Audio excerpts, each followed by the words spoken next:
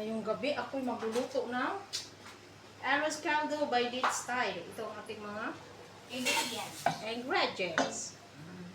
Unang-una, syempre, bawang. Pagkakita tayo ng bawang. Pagkakita ng bawang, pagkakita natin ating sibuyas. At ito naman natin natin ang ating loyal. Ang ingredients natin ang caldo by Dit Style. Isusunod ko ang aking chicken.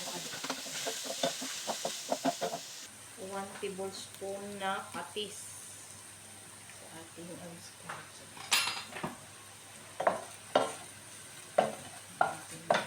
Takpan natin para ito. Ilagay na natin ang arroz caldo. 2 cups. Ito na guys, ang aking chicken arroz caldo. By Dit Style ito guys, ang ating chicken arroz caldo.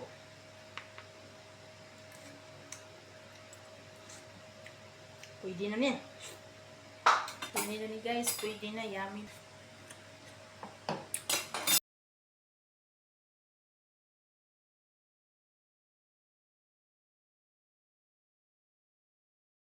Ngayong gabi, ako'y magluluto ng arroz caldo by Dit Style. Ito ang ating mga ingredients.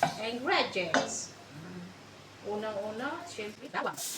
Pagkakita tayo ng bawang. Pagkakita ng bawang, pagkakita natin ating sibuyas. At ito naman natin natin ang ating loyal. Ang ingredients natin ang caldo by Dit Style. Isusunod ko ang aking chicken.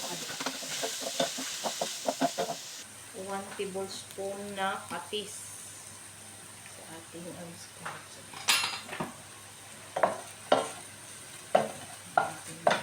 Takpan natin para ito.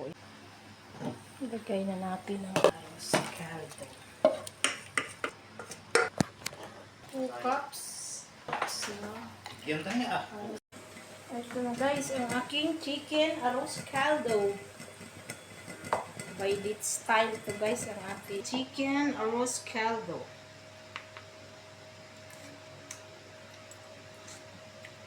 Pwede na yan. Pwede na ni guys, pwede na, yummy.